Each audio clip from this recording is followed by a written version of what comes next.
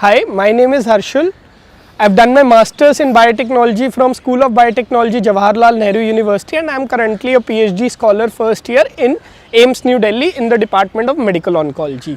I have qualified CSIR UGC NET with an All India rank of 135 and has been awarded JRF from UGC.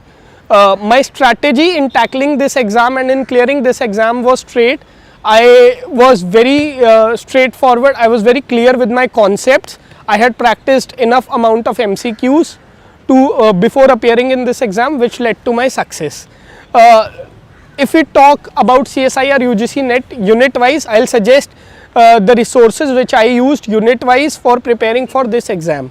तो apart from first unit में अगर हम बात करें biochemistry में, तो उसका पहला सब टॉपिक आता है स्ट्रक्चरल बायोलॉजी या स्ट्रक्चरल बायोकेमिस्ट्री. उस स्ट्रक्चरल बायोकेमिस्ट्री में क्या है? स्ट्रक्चरल बायोकेमिस्ट्री में जो हमारा nucleotides, proteins, amino acids, carbohydrates, lipids का पार्ट है, वो मैंने वॉइट एंड वॉइट से प्रिपेयर करा था. उसके बाद जो सेकेंड पार्ट है मेटाबॉलिज्म एंड बायो एनर्जेटिक्स, उसको मैंने स्ट्रायर की किताब से carbohydrate metabolism, lipid metabolism, protein metabolism और न्यूक्लियोटाइड मेटाबॉलिज्म को अच्छे से पढ़ा था. उसमें की पाथवेज लाइक ग्लाइकोलिसिस आप बहुत अच्छे से पढ़ के जाइए, gluconeogenesis, glycogenolysis, beta oxidation of fats, आप क्या कहते हैं डीनोवो सिंथेसिस ऑफ फैटी एसिड्स, और इनका energy relation ATP ADP ratio, GTP GDP ratio, NADH FADH, इनसे रिलेटेड काफ़ी कैलकुलेशंस पे ध्यान रखना. एंजाइमोलॉजी का पार्ट मैंने स्ट्रायर की किताब से प्रिपेयर करा, जिसमें एंजाइम काइनेटिक्स का टॉपिक बहुत इंपॉर्टेंट है. उस पर की न्यूमेरिकल सम्स हम प्रैक्टिस करें Km निकालने के लिए, Vmax निकालने के लिए, Kcat निकालने के टर्नओवर नंबर पे, और एंजाइम के जो मैकेनिज़म्स हैं, एसिड बेस मैकेनिज़म्स है, कौन सी एंजाइम वर्क करती है, और की एंजाइम्स लाइक कार्बोक्सीपेप्टिडेज, काइमोट्रिप्सिनोजेन, ये कैसे एंजाइम्स का मैकेनिज़्म वर्क करता है. इनहिबिशन ऑफ एंजाइम्स बहुत इंपॉर्टेंट है, non competitive inhibition, competitive inhibition, उनके एग्जाम्पल्स, उनका एंजाइम काइनेटिक्स पे क्या इफेक्ट पड़ता है, तो हम ये सारी बात करते हैं. Coming on to the second unit, which is cell biology. Cell biology I properly prepared from Bruce Alberts की किताब. Bruce Alberts की किताब में बहुत अच्छे से clearly with practical approach cell biology को समझाया गया है. मेम्ब्रेन के टॉपिक से सेल बायोलॉजी का यूनिट स्टार्ट होता है. मेम्ब्रेन से हम ट्रांसपोर्ट मैकेनिज़म्स पे मूव करते हैं, जिसमें न्यूक्लियर ट्रांसपोर्ट काफ़ी इंपॉर्टेंट है. उसमें रैप प्रोटीन, रैन प्रोटीन, रैप जीटीपी, रैन जीटीपी, ये काफ़ी इंपॉर्टेंट है. फिर वेसिकुलर ट्रैफिकिंग आती है, जिसमें स्नेयर प्रोटीन्स और इनका रोल काफ़ी इंपॉर्टेंट हो जाता है. एंडोसाइटोसिस, एक्सोसाइटोसिस कैसे होती है. उसके बाद सेल बायोलॉजी में जो मोस्ट इंपॉर्टेंट मेरे को लगा पार्ट, वो है cell cycle control and regulation, जिसमें हमें सेल साइकिल कंट्रोल में की रेगुलेशन चीज़ें हमें पढ़नी पड़ती हैं, जैसे retinoblastoma, RB gene, P53, P21, CDKs, anaphase promoting complex, metaphase promoting complex, इनकी हमें सारी बात करनी पड़ती है, और इनकी एप्लीकेशंस के कैसे होता है. यीस्ट टू हाइब्रिड सिस्टम की हम बात करते हैं, तो ये सारी बात हमें एग्ज़ाम के पॉइंट ऑफ व्यू से रखनी होती है. Coming on to the third unit, जो है हमारा मॉलिक्यूलर बायोलॉजी. मॉलिक्यूलर बायोलॉजी में बेसिकली जो कॉन्सेप्ट्स रेप्लिकेशन, ट्रांसक्रिप्शन, ट्रांसलेशन, वो तो आपको क्लियर होना ही चाहिए. उसके अलावा आप क्या कहते हैं, जो ट्रांसक्रिप्शन में जैसे ट्रांसक्रिप्शन फैक्टर्स इन्वॉल्व है, आप उसकी एक लिस्ट बना लीजिए ट्रांसक्रिप्शन फैक्टर्स की, उनके क्या क्या रोल हैं. डीएनए बाइंडिंग प्रोटीन्स रेप्लिकेशन में, डीएनए ए, डीएनए बी, इन सब का क्या रोल है रेप्लिकेशन में. Role of different enzymes in replication, transcription and translation. इसके अलावा जेनेटिक कोड की प्रॉपर्टीज़ आप ध्यान रखिए. पोस्ट ट्रांसक्रिप्शनल प्रोसेसिंग का बहुत बड़ा इंपॉर्टेंट रोल है. स्प्लाइसिंग, कैपिंग, टेलिंग, इनका क्या रोल होता है ट्रांसक्रिप्शन में. और फिर इसके बाद हम जो बेसिक मॉलिक्यूलर बायोलॉजी एक्सपेरिमेंट्स हैं, मॉलिक्यूलर बायोलॉजी में काफ़ी चीज़ें और पढ़नी पड़ती हैं. जैसे आप स्मॉल न्यूक्लियोलर आरएनएस पे ज़्यादा बात करते हैं, आप नॉन कोडिंग आरएनएस जो टॉपिक है, micro RNS, long non coding RNS, circular RNS, ये कैसे वर्क करते हैं. फिर इन पे हम डिटेल में, इनके लिए मैंने मॉलिक्यूलर बायोलॉजी के लिए जो बुक रेफ़र करी थी, वो रेफ़र करी थी बेंजामिन ल्यूइन की जीन्स 12th एडिशन. अगर आप इस वाली बुक को ना फॉलो करें तो आप वॉटसन की किताब भी फॉलो कर सकते हैं. Watson is a very good book to prepare for molecular biology unit. Fourth unit which comes is immunology and cell signalling. Immunology देखा जाए तो बहुत वास्ट यूनिट है.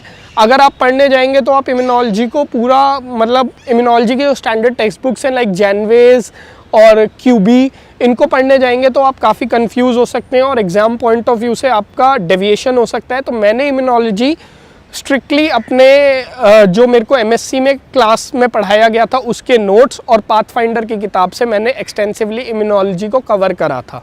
एक सेकंड सब टॉपिक भी आता है हमारा इम्यूनोलॉजी के अलावा 4th यूनिट में, जिसको सेल सिग्नलिंग का यूनिट कहते हैं। सेल सिग्नलिंग का यूनिट मैंने कवर करा था ब्रूस एल्बर्ट्स की किताब से, जिसमें मैंने GPCR सिग्नलिंग, जी प्रोटीन कपल्ड रिसेप्टर सिग्नलिंग पढ़ी थी। मैंने टायरोसिन काइनेज सिग्नलिंग बहुत अच्छे से पढ़ी थी। तो ये सारे सिग्नलिंग पाथवेज पे मैंने बहुत ध्यान दिया था। इसके अलावा मेरा जो 5th यूनिट है डेव बायो में मतलब डेव बायो क्या कहते हैं, मेरे ग्रेजुएशन और पोस्ट ग्रेजुएशन में मैंने डेव बायो इतना नहीं पढ़ा, तो डेव बायो के लिए मैंने यूट्यूब रिसोर्सेज को यूज़ करा और थोड़े बहुत topics like axis development in Drosophila, C elegans development, basic human embryonic development, इनको मैंने गिलबर्ट नाम की किताब से ख़त्म करा था। After dev bio there are systematics units like plant physiology, animal physiology. इनको मैंने एनिमल फिजियोलॉजी को टैकल करा था गाइटन एंड हॉल की किताब में से। मैंने की एनिमल फिजियोलॉजी के टॉपिक्स वहाँ से पढ़े थे, neural control and coordination, chemical control and coordination और डाइजेशन, रेस्पिरेशन, एक्सक्रीशन, सर्कुलेशन। इनको मैंने गाइटन एंड हॉल की किताब से, और जो हम +1 +2 में अपने कोचिंग के मॉड्यूल्स या नोट्स पढ़ते हैं उनसे काफ़ी क्रिस्प हमें कम टाइम में इसको मिल जाता है। Plant physiology, since I am not a person from botany background, तो मेरा plant physiology was not very strong. Plant physiology को मैंने जस्ट प्रीवियस ईयर क्वेश्चन से देख के कि कौन से टॉपिक्स इंपॉर्टेंट है, जैसे प्लांट सेकेंडरी मेटाबोलाइट्स, उनकी सिंथेसिस, प्लांट हार्मोन्स, उनकी सिंथेसिस, उनका एक्शन, ये सब मैंने ध्यान से पढ़ा था। और प्लांट फिजियोलॉजी के कई topics like photosynthesis, nitrogen fixation, cellular respiration, ये मैंने बायोकेमिस्ट्री के मेटाबॉलिज्म पार्ट में ही काफ़ी कवर कर लिए थे। After completing these 7 to 8 units, then the units like recombinant DNA technology, जिसको मैंने प्रिमरोज और सैम्ब्रूक की किताब से और मेरे जो MSc की क्लास में प्रैक्टिकल्स वगैरह होते थे उनसे ख़त्म करा था। लाइक प्लाज्मिड आइसोलेशन, क्लोनिंग की बेसिक प्रिंसिपल्स, कि हम क्लोन कैसे करते हैं एक जीन को और प्यूरिफिकेशन कैसे करते हैं क्लोन्ड प्रोटीन वगैरह को, वो सारी चीज़ें मैंने प्रिमरोज की किताब और सैम्ब्रूक की किताब से ख़त्म करी थी। टेक्निक्स इन बायोलॉजी मैंने अलग अलग बुक्स से फॉलो करी थी, जैसे techniques in biology, cell biology जो टेक्निक्स थी, सेल बायोलॉजी टेक्निक्स मैंने ब्रूस एल्बर्ट्स की किताब से ख़त्म करा था। इम्यूनोलॉजी टेक्निक्स का एक चैप्टर है क्यूबी में, लास्ट चैप्टर, जिसमें इम्यूनोलॉजी टेक्निक्स मैंने कवर करी थी। मॉलिक्यूलर बायोलॉजी टेक्निक्स मैंने मॉलिक्यूलर बायोलॉजी की किताब से कवर करी थी। और वो जनरली पाथफाइंडर की भी एक किताब आती है टेक्निक्स इन बायोलॉजी, वो भी बहुत अच्छी किताब है। आदित्य आर्या सर की भी एक किताब है मेथड्स इन बायोलॉजी, वो किताब को अगर आप अच्छे से कर लो तो आपका टेक्निक्स इन बायोलॉजी वाला पोर्शन बहुत अच्छे से निकल सकता है। Apart from this certain other units like bio process engineering, वो तो जितना मेरे को MSc के क्लास नोट्स में न्यूमेरिकल्स, फ्लक्स न्यूमेरिकल्स प्रैक्टिस जितनी कराई गई थी मैंने उन्हीं पे रिलाई करा था। और जो टेक्सोनॉमी वाला यूनिट है मैंने अपना +1 +2 के कोचिंग के नोट्स से और 11th 12th की बायोलॉजी NCERT से टेक्सोनॉमी वाला यूनिट, जिसमें plant kingdom, animal kingdom, normal bacteria, fungi और अदर किंगडम्स, उन पे मैंने अच्छे से पढ़ाई करी थी। Apart from this I practice previous year question papers from last 5 years, जिसमें मैंने दोनों सेशंस के पेपर्स को प्रैक्टिस करा था। मैं एक टाइम डिपेंडेंट मैनर में अपने क्वेश्चन पेपर्स को प्रैक्टिस करता था और जितना मेरा स्कोर रहता था मैंने देखा फाइनल एग्ज़ाम में भी मेरा स्कोर उन्हीं टेस्ट की एवरेज से मेरे को मिला। So I owe my sincere thanks to Delhi Knowledge Track for providing me a platform to share my views on this exam, and I hope I have benefited many of the aspirants, and if I can do it, anyone can do it and clear this exam. Thank you so much.